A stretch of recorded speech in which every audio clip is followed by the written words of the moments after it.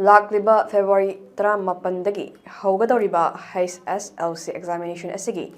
Examination Center ngasi February 18 youraba asi phaobada Board of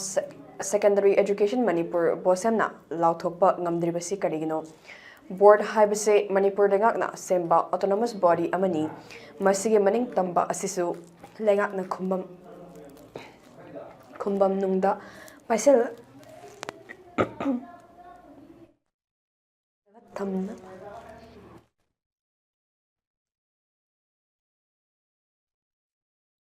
si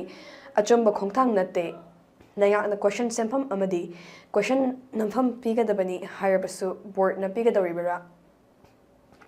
Examination Center laothokpa haibasi BOSEM gi normal matho amani masida lengaki ayaba lawnaba hotnabada matam sangna changhanbagi hojik fauba center laothokadabani haibasi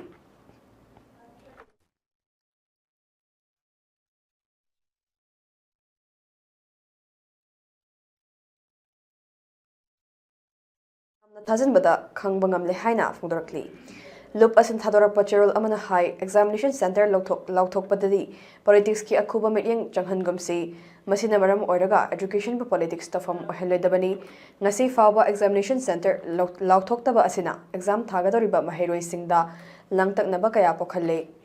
Tengna center laothokpa asina exam ka mari lenana center singa khusam naraga tawgadoriba thabak thoram kayada hatu handuna asoiba kaya yaurap nabagi machak ohelle BOSEM gi hojik oriba examination center fauba matam chana laothokpa ngamdana leiriba asigi matangda Manipur gi chief secretary na akhanaba minyang changbiduna hayeng fauba gi manungda center laothokpayu examination center laothokpa gi damak maheroi singda irangi invite tobiganu maheroi singsu ingna chitna examination thaba fanghanbiyu haina phungdorakli